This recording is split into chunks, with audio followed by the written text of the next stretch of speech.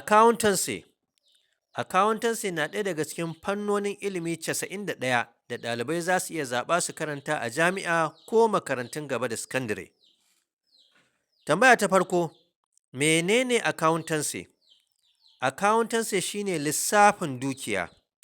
Accountancy na nufin lissafawa, bambancewa, rubutawa da yin cikakke da takaitaccen bayani akan dukiya, yadda za a fahimci halin da mai ita yake ciki na wadata ko rashinta. Mai ita nan na iya zama gwamnati, ƙungiya, kamfani ko ma mutum guda. Ana gudanar da lissafin dukiya kamar haka. Na farko, rubuta duk wata mu'amala ta kuɗi kamar saye da sayarwa, da duk kashe-kashen kuɗi na yau da kullum kamar na biyan hayar ofis, ruwan famfo, wutar lantarki, albashin ma'aikata da sauransu. Na biyu, bambancewa tsakanin nau'o'i daban-daban na dukiya kamar kuɗin da ke asusun banki, gidaje, gonaki da filaye, da rubuta takaitaccen bayani akan yawan kowannensu da kuɗinsa. Sannan sai na uku, yin nazari akan takaitaccen jawabin da aka fitar akan kowane nau'i na dukiya domin rubuta takardun bayanin dukiya wato financial statements, waɗanda za su tabbatar da yawa ko ƙarancin dukiyar.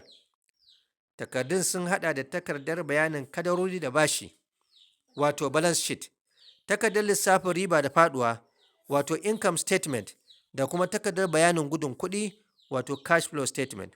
Shugabanni, manajoji da 'yan kasuwa na amfani da waɗannan takardu wajen yanke hukuncin yin ciniki, karɓa ko biyan bashi, saka hannun jari da sauran harkokin kuɗi. Tambaya ta biyu, waɗanne fannoni accountancy ke da su? Accountancy na da ɓangarori da dama, ga biyar daga cikinsu. Na farko shine financial accounting, wanda ilimi ne na lissafa dukiya bisa amintattun ƙa'idojin hisabi da rubuta cikakken rahoto a kanta domin bayyana yawanta ko ƙarancinta ga waɗanda ke mu'amala da mai ita, kamar hukuma, masu saka hannun jari da kuma masu ba da rancen kuɗi. Na biyu shine managerial accounting, shi kuma ilimi ne na baiwa manajoji da manyan daraktoci bayanai akan harkokin kuɗi domin taimaka musu wajen tsarawa da sarrafa kashe-kashen kuɗin ofis da kuma zartar da muhimman al'amura kamar yin budget, tantance kuɗaɗen ayyuka da tabbatar da samar da duk abin da aka kashe kuɗi domin sa. Fanni na uku na accountancy shine auditing. Auditing na nufin bin diddigin rubutattun bayanan dukiya domin a tabbatar daidai suke, kuma an bi amintattun ƙa'idojin hisabi wajen rubuta su, za kuma iya dogara da su. Na huɗu shine taxation. Wannan ilimin dokokin haraji ne da yadda za a bi su, da kuma na tsare-tsaren dukiyar mutane da kamfanoni da ba da ingantattun shawarwarin biyan haraji. Ɓangare na biyar na accountancy shine forensic accounting. Forensic accounting ilimi ne na amfani da dabarun lissafin dukiya domin binciken laifukan satar kuɗi, zamba da rikici akan dukiya da ke faruwa a gaban kotu. Tambaya ta uku, a waɗanne subjects za ka yi jarabawar JAMB idan kana son karanta accountancy a jami'a ko a makarantar gaba da sakandare? Ga sunayen subjects ɗin. Na farko, use of English. Na biyu, mathematics. Na uku, economics. Sannan sai na huɗu, kowane ɗaya daga cikin subjects da kake so a social sciences. Tambaya ta huɗu, waɗanne ayyuka za ka iya yi da digirin accountancy?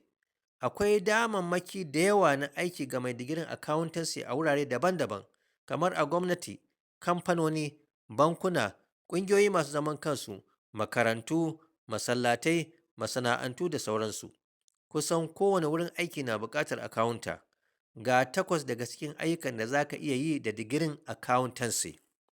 Na farko, internal auditor.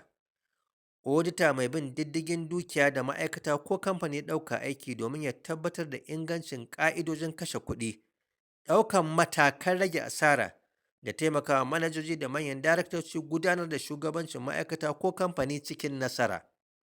Na biyu, external auditor. Auditor mai bin diddigin dukiya da kamfani ya ɗauko haya daga waje na wani ɗan lokaci domin ya duba takardun bayanin dukiya na kamfanin ya tabbatar da sahihancinsu. Na uku, financial accountant. Accountant mai rubuta duk wata mu'amala ta kuɗi kamar saye da sayarwa, biyan kuɗin wutar lantarki, ruwan famfo da albashin ma'aikata da biyan kuɗin 'yan kwangila.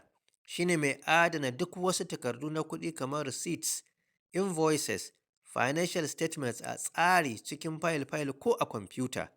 Shine kuma mai bin diddigin takardun kuɗi akai-akai domin sanin kuɗaɗen da ke shigowa, waɗanda aka kashe, waɗanda aka yi asara, yawan bashin da ake bin kamfani, yawan bashin da kamfani ke bi, yawan kadara da kuma yawan kuɗin da ke cikin asusun banki.